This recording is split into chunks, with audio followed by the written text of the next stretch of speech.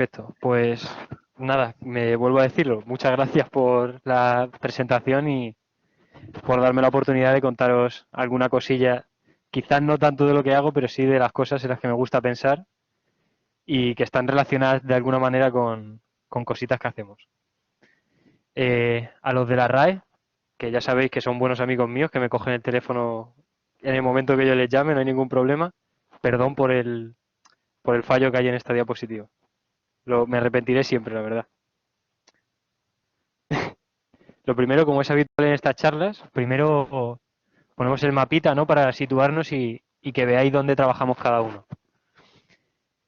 Yo diría que trabajamos un poco en álgebra, en geometría diferencial, en topología y en teoría de categorías. Y acabo de tomarme la libertad de añadir también el cachito de homotopía porque no lo han puesto y me parece un insulto. Vale. Bueno, que así se me va. Y pequeñas incursiones en física y matemática. ¿De qué os voy a hablar yo hoy? Pues os voy a hablar de dos cosas, de un tipo de objetos y de un problema relacionado con ellos, ¿vale? El objeto del que vamos a hablar son las variedades.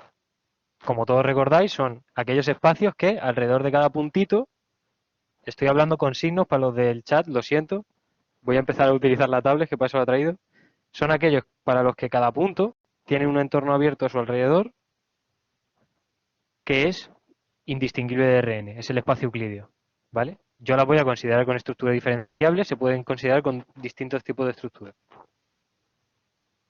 ¿Y cuál es el problema que va a guiar la charla? Esos serán los objetos. El problema es el de clasificación. Dado que son espacios que localmente son exactamente iguales, una pregunta interesante que podemos hacernos es ¿y cuándo lo son globalmente? Cuando dadas dos variedades, X e Y, son indistinguibles pero a nivel global. ¿Qué quiere decir con que sean indistinguibles? Por si no os acordáis de esa noción. Pues que existen aplicaciones diferenciables en uno y otro sentido, entre ellos, que son inversas mutuamente. ¿Vale? Y eso nos lleva a definir, como tenéis aquí, el problema de clasificación, que son estudiar las clases de isomorfismo de variedades. Es decir, dada una variedad, cuáles son indistinguibles a ella. Como sabréis, bueno, como habéis dado en cualquier curso de topología básica, os han dicho, donut es exactamente equivalente que la taza. Y os han dado una transformación por dibujitos que os la relaciona. Pero a priori, si no tienen esa transformación y os dan una taza y un toro y os preguntan eso, tú dices, ¿y yo qué sé? Si son iguales. ¿Vale? O sea que este problema es bastante complejo. ¿Qué hacemos? Lo relajamos un poquito y en vez de estudiar cuándo dos son indistinguibles con esa noción de isomorfismo, lo que hacemos es decir que X e Y son equivalentes si puedo construir una variedad más grande que las tiene como bordes. ¿Se ve bien con el dibujo? ¿Vale? Matemáticamente es eso, es dar una variedad cuyo borde sea X y la variedad Y. ¿Vale? Y se llaman bordismos de borde. Voy a decir esta palabra un montón, pero cada vez que salga casi siempre va a tener un dibujito asociado. Aprendiendo matemáticas con Víctor. Y el problema entonces pasa a ser, en vez de clasificar variedades salvo isomorfismo, lo que vamos a clasificar son variedades salvo que dos sean equivalentes si podemos conectarlas de esta manera, con otra variedad. ¿Por qué es interesante esa relajación del problema? Pues ya hace algunos añitos, Pontryagin demostró que esa clasificación es completamente resoluble. Y aunque pareciera que vive en el mundo de la geometría, ¿vale? Son variedades y estoy cocientando por una relación de equivalencia que es otra variedad, es completamente geométrico. Probó que era un problema que pertenecía completamente al campo de la teoría de homotopía. No me puedo parar mucho en esto porque la charla no me voy a centrar mucho en homotopía, ¿vale? Si alguien quiere que hagamos un poquito más de hincapié en la ronda de preguntas, hacemos más hincapié y vemos cómo esto, de hecho, se le puede sacar más filo. Esto ya es, se puede calcular y dar explícitamente cuáles son las clases, gracias a este teorema, que pasa del teorema geométrico al problema homotópico. La gracia es que la homotopía es mucho más computable, ¿vale? Y bueno, para los que no os acordéis, el pi n que he puesto ahí solamente es una generalización del grupo fundamental que supongo que todos conoceréis. El grupito este que formabas con los espacios con lacitos, que componía lacitos, eso es. Vale, dentro de ese teorema de clasificación hay una clase de equivalencia muy chorra, que es que tiene que ser equivalente a sí mismo. ¿Cómo es equivalente? Pues tenemos que poner una variedad que conecte a X consigo mismo. No sé por qué se ha cambiado. A X consigo mismo. ¿Cuál ponemos? Un cilindro. La mayor chorrada del mundo, ¿no? Está conectado por el cilindro. ¿Y qué pasa con el cilindro? Tiene una particularidad. Y es que, si pensáis en él, lo podríais aplastar hacia sus bordes y es homotópicamente, aunque no es isomorfo porque ni siquiera tiene la misma dimensión, a sus tapas. ¿Vale? Es por así decirlo, un bordismo muy sencillo. No, la homotopía no ve nada de él, le parece trivial. Pues si consideras todos esos bordismos, los que son entre X e Y, de manera que es homotópico a sus tapas, los que no nos están dando ninguna información, si los ves a los ojos de la homotopía no están diciéndote nada, los llamamos H-bordismos, ¿vale? Y el teorema de Smale, gordísimo, a este respecto, lo que te dice es que, por muy raro que te parezca que pueda ser eso a priori, porque podría ser jodidamente raro, de verdad, siempre puedes hacerlo equivalente, es exactamente isomorfo al cilindro. No hay más complicación que eso. Vamos a ver un dibujito donde lo vais a ver claramente. Esto sería un H-bordismo, ¿vale? Un dibujito para ejemplificarlo. Una cosa rara, empiezas en una etapa X, quieres llegar a la etapa Y y lo conectas por una cosa ahí rarísima. Ahora, lo que le pides es que esa cosa rara la puedas contraer a sus tapas y que sea exactamente igual que ellas, homotópicamente. Pues obligatoriamente eso es igual que un cilindro. Indistinguible. Teoremón, ¿eh? Aunque no lo parezca para los que no estéis versados. Es un teoremón muy gordo y muy bonito. ¿Y por qué es tan bonito? Porque, entre otras cosas, llevó a Smail a ganar la medalla Fields con su prueba de la conjetura de Poincaré. ¿No se ven?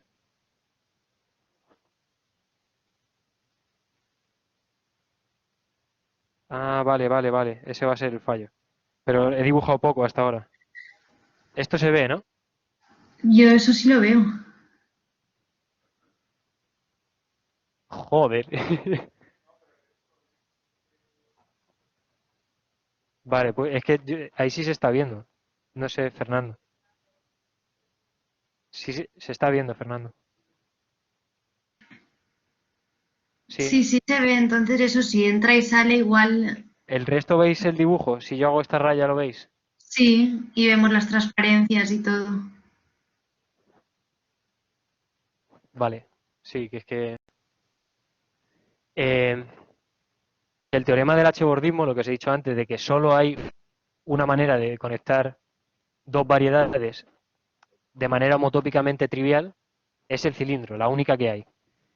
Llevó a Smail a ganar la medalla Fields, nada más y nada menos, porque utilizó eso para hacer esta prueba tan sencillita. Cógete, bueno, ¿qué dice este teorema? Vale, claro, si no, cualquier variedad, unas poquitas de hipótesis, cerrada y dimensión mayor o igual que 6. Si es homotópicamente equivalente a la esfera de dimensión n, entonces es exactamente la esfera. ¿Vale? Esto no solo ha llevado a Smail a ganar medalla Fields. Hace unos años Perelman ganó otra medalla Fields por probar el caso dimensión 3 de este resultado. Pues la demostración es una chorrada. Tú te coges el objeto, aquí lo tendríais que sería la variedad de dimensión n homotópicamente equivalente a la esfera, ¿vale? Coges y le cortas dos tapitas. Qué mal ha salido eso.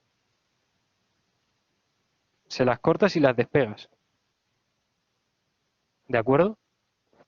Chorrada. Lo del medio, esto de aquí, de repente es un h-bordismo. está conectando esta tapa de aquí y esta de aquí mediante un bordismo que se puede contraer y no te está diciendo nada. Por lo tanto, tiene que ser igual que un cilindro. Aquí tenéis el cilindro. Y ahora cojo y le vuelvo a pegar las tapas. Y si le pego las tapas al cilindro, magia borras, la esfera. Prueba machorra no hay. Medalla Phil, 1.000.000 de euros. Bueno, no, en aquel entonces no sé si se ganaba 1.000.000 de euros, no creo. ¿Qué sacamos de enseñanza de ese resultado? Una idea fantástica. Podemos cortar las variedades y estudiarlas por cachitos. Tenéis ahí una superficie de género 2, pues podríais coger y decir, bueno, la parto en 3 trocitos y estudio cada trocito. Porque a priori esto debería ser más sencillo. Esta variedad solo tiene un agujero y las otras ni siquiera tienen agujero. ¿Y cómo puedo utilizar esto para volver al problema de clasificación inicial y además conectar todo esto con la física? Pues intentando utilizar la filosofía esta de cortar variedades, que es lo que hizo en Mail, y unirlo con la idea de invariantes de variedades. Vamos a ver lo que son los invariantes. Hay mucho texto y yo estoy hablando a mi rollo, o sea, a lo mejor no estoy ni diciendo lo que pone en la diapositiva, perdonadme porque esto es un desastre. ¿Qué es un invariante? Un invariante, imaginaros que yo me quiero diferenciar de la silla que hay en el seminario. Para los que no estáis aquí, hay una silla en el seminario, existe. Si yo quiero decir que soy distinto de la silla, necesitaré algún criterio que nos distinga, ¿no? Pues podrías, por ejemplo, medir nuestra composición química y decir, vale, no se componen de lo mismo, por lo tanto no pueden ser iguales. Pues los invariantes hacen el papel ese. Tú quieres estudiar una variedad, por ejemplo, y lo que haces es asociarle distintas cosas que te permitan compararla con otras. Le puedes asociar un número, su dimensión. Si dos variedades tienen distintas dimensiones, no pueden ser indistinguibles. Le puedes asociar un conjunto, sus componentes conexas. Le puedes asociar lo que te salga del pie. De hecho, os he puesto un ejemplo de un número, un conjunto y un anillo, una estructura algebraica. Imaginaros la de cosas que le podéis asociar. Y la idea es, como os he dicho, que si el invariante aplicado a X es distinto al invariante aplicado a Y, entonces obligatoriamente X no puede ser igual que Y. ¿Qué pasa si juntamos esta filosofía de los invariantes con lo de poder cortar las variedades? Estaríamos buscando invariantes, ¿vale? No sé ni cómo. Invariantes que me permitieran aplicárselo no sé cómo decirlo. O sea, parto la variedad y le aplico el invariante a cada uno de los cachitos y luego combino la información. Pues en la búsqueda de estos invariantes que son tan bonitos, aquí tenéis la formalización, se llaman teorías cuánticas de campos topológicas, un nombre muy rimbombante para la tontería que es. Es una asignación de invariantes, como hemos dicho antes, pero en vez de asociarle un conjunto a un número, le asocias un espacio vectorial. Y ahora vamos a ver cuál es la idea de qué espacio vectorial hay que asociarle. Para crear estas teorías, la observación fundamental y trivial es, vamos a ver los bordismos, a pensar en ellos como espacio-tiempo. ¿Vale? Son el espacio-tiempo. Y podemos pensar que un bordismo empieza en una variedad y acaba en otra, ¿no? Pues desde donde empieza hacia donde acaba es la línea temporal, es la evolución temporal. Empezaría aquí y acabaría aquí. Esto sería, si yo corto el espacio-tiempo en un instante de tiempo preciso, me queda una rebanada temporal, espacial, perdón, que sería el espacio en tiempo cero. Si voy avanzando en el tiempo y le hago otra rebanada al espacio-tiempo en ese instante, me queda el espacio en ese instante. Entonces, un bordismo se puede interpretar como la evolución temporal de espacio-tiempo. Y si lo pensáis así, los invariantes que proceden de la física, lo único que están haciendo es cogerse el instante inicial del espacio y asociarle el espacio de posibles estados que habría, que tendría, por ejemplo, una partícula en ese instante de tiempo. Y quieres estudiar, también le asocias al principio ese estado de posibles, ese espacio de posibles estados, a la etapa final le asocias el estado de posibles estados en el tiempo final, y al bordismo, que es lo que le conecta, le asocias un operador de evolución. ¿Cómo pasa la partícula desde tiempo cero hasta tiempo 1? Una ecuación diferencial.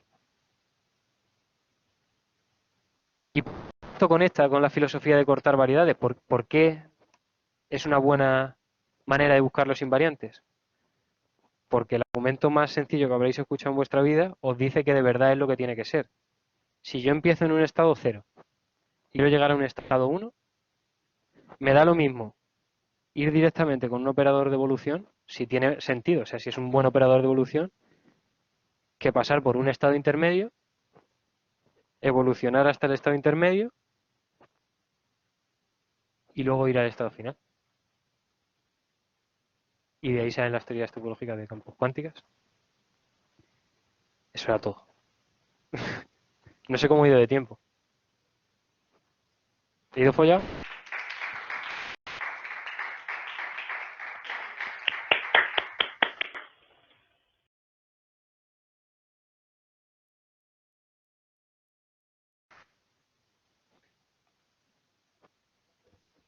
Ay,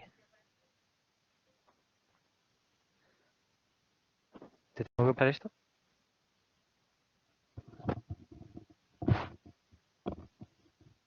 Ahora, si alguien tiene alguna pregunta para Víctor, los de streaming o los de aquí. Carlos tiene una pregunta. Carlos, habla a ver si te escuchamos o escríbelo como tú prefieras. A ver. Hola. Escuchamos. Hola. Sí, Hola, te Vic. escuchamos. Dos ¿Qué preguntas. pasa, macho? La primera, en el teorema este del H-bordismo, lo de que es siempre isomorfo al cilindro. ¿Tienes alguna Sí. intención de la prueba? Porque la prueba así dicha parece muy guay, pero... La prueba de cirugía, esencialmente. Te digo cómo va. Ujú. No sé si hacer un dibujo en otra página, mejor.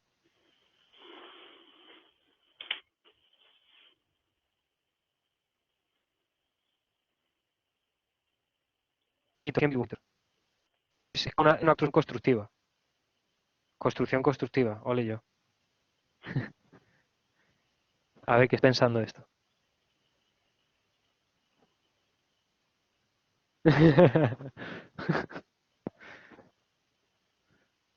Bueno, Me has convencido, Víctor. ahora. Tú tendrías el H-bordismo, ¿no? Va desde X hasta ahí, bueno, el que os he dibujado o lo que ha intentado parecerse a ello, Ujú. y aquí estaría ahí. Has visto que había una hipótesis que te decía que X tenía que ser simplemente conexo. Sí. Esto se puede generalizar. Vale. La idea es que sea simplemente conexo te asegura que este proceso siempre vas a poder hacerlo, ¿vale? Te Ujú. coges X. Y ahora, mediante homologación, detectas en X como qué clase de homología tiene X dentro de M. Ujú. E intentas representar eso geométricamente, con un asa. A ver, no sé cómo decírtelo bien. Perdón. M y X son homotópicamente equivalentes, pero no solo son homotópicamente equivalentes, sino que son simplemente homotópicamente equivalentes. Eso quiere decir que las únicas transformaciones que tienes que hacer para pasar de X a M son colapsos de cosas sencillas o expansiones. Y esos colapsos y expansiones los vas midiendo con homología y vas midiendo y vas construyéndolos poco a poco. Dices, parto del cilindro y le pego un colapso, perdón, una expansión. Le pego otra expansión. A lo mejor hago un colapso de una parte que hay aquí y otra parte que hay aquí. Y así va jugando a hacer colapsos y expansiones que te vienen marcados por la equivalencia homotópica de X a M, y Ujú. haciendo cirugía puedes llegar desde el cilindro, que es donde empezar, hasta la M. Ok, vale, te creo. Ok, y la segunda pregunta, háblanos de las clases de homoteopía en el teorema de Pontryagin, que sé que tienes muchas ganas. Me he quedado con ganas, sí. Eh, esto gracias a Elena sé qué ejemplos puedo poner, que quede chulo. Porque os he dicho que era completamente computable. Ahora cogeros y decir, vale, pues voy a coger todas las dimensiones posibles en el problema de clasificación, n variedades cerradas, que son hecho hincapié, salvo bordismos, ¿no? Esto tiene que ser equivalente a el pi estrella, todos los grupos de homotopía de un espacio. ¿Ok? Si tú le das un poquito más de estructura adicional a las variedades que estás clasificando, estructura establemente complejo, vamos, que son complejas, dicho mal y pronto, entonces este espacio es muy fácil de saber cuál es, se llama MU. Y puedes calcularte su grupo de homotopía y te sale exactamente el cuerpo de dos elementos, lo voy a poner de otra manera, Z módulo 2, ¿vale? Un anillo de polinomios con generadores mayores o iguales que 1 y cada uno de ellos tiene grado 2, graduado. ¿Qué te está diciendo esto? Que si aglutinas todas las variedades que tienen estructura establemente compleja y utilizas dos operaciones, que es la de la unión disjunta, puedes unir variedades y puedes hacer producto por ellas, te sale un anillo que es isomorfo a este de aquí. ¿Y cómo se lee este isomorfismo? Pues, por ejemplo, en grado n se corresponde con el grado n que habría aquí. De hecho, cada n, bueno, si son casi establemente complejas, tienen que tener dimensión par. Igual me estoy metiendo mucho fregado. Eh, joder, ¿cómo lo digo? Si tú coges X, variedad de dimensión 2n establemente compleja,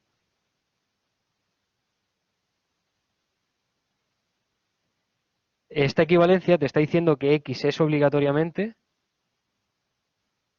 puedes construirte un bordismo establemente complejo también a el espacio complejo de dimensión n, que es el que representa al generador xn. ¿Vale? Las únicas variedades interesantes, salvo bordismo, son los espacios proyectivos.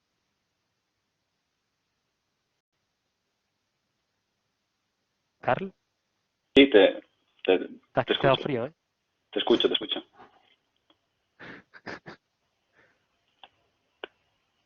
Vale, pero entonces, o sea, si lo restringes a las establemente complejas, te quedan solamente los espacios proyectivos complejos. Y, Ujú. y en el caso de variedades en general, ¿cómo haces el salto a las variedades en general? Hay cálculos, hay cálculos. Ok. Al final es que depende, la estructura tangente es lo que te está dando la topología de este espacio. Te he dicho este porque es el más fácil de recordar, es un anillo de polinomios. Ujú. Pero si consideras MO, que es lo que tú me estás preguntando, nada de estructura tangente, hay cálculos. Tú lo buscas y dices grupos de homotopía de MO y te vas a internet y te salen. Lo que pasa es que es difícil de recordar porque te sale un generador que es nilpotente, luego te sale otro que tiene clase tal. Es un anillo más lioso. Este es mucho más bonito y más sencillo. Ok, Pero entiendo. hay muchos que están calculados. Ujú. Ok.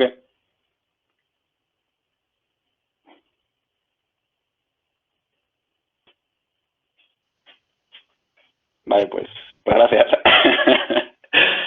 por la charla, A Víctor. ti, hombre, por las preguntas. Cuídate, un abrazo. A ti, a ti. Dime, Antonio. Hola, Víctor. Entiendo que todo lo que nos has contado pues está relacionado con lo que investigas y yo lo que quiero saber es qué investigas tú en concreto de todo esto, que parecen como muchas cosas juntas. Hay cosillas por aquí que están relacionadas con lo que yo hago. Por ejemplo, estos invariantes que os he explicado que no dependían de cómo cortar la variedad, tienen mucho que ver con en lo que nosotros trabajamos, que se llaman álgebras de factorización, que son otra clase de invariantes que también satisfacen una regla similar a esta. Lo que pasa es que explicarlo es mucho más árido, no podía hacer tantos dibujitos y no tienen resultados tan bonitos que los vayan interconectando con medallas Fields o con, no sé, que quería hacer dibujos, tío, Antonio, la verdad. Vale, gracias.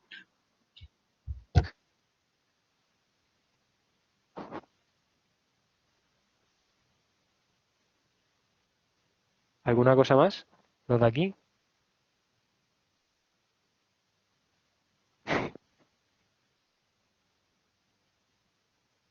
Parece que no.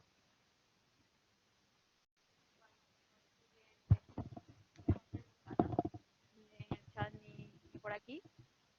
Si es así, pues vamos a un aplauso a Víctor, que sí, muchísimo estos dibujitos.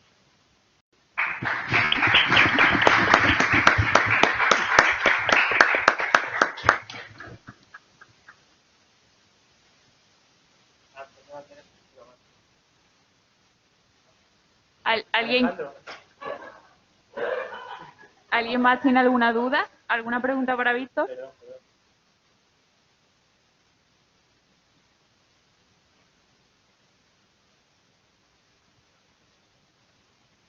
Bueno, yo para terminar, los organizadores queremos preguntarle a los ponentes si nos pueden contar algo positivo que le haya aportado el doctorado o trabajar en investigación.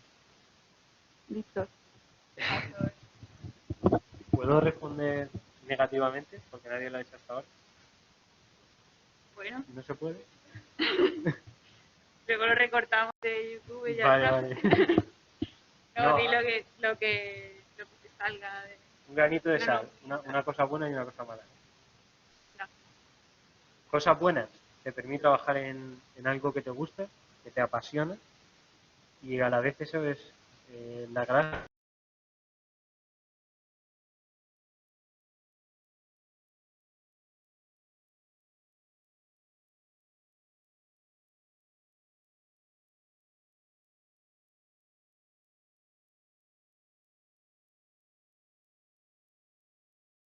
Y hay que saber cuándo parar, hay que saber que esto es un trabajo y también hay que decirlo.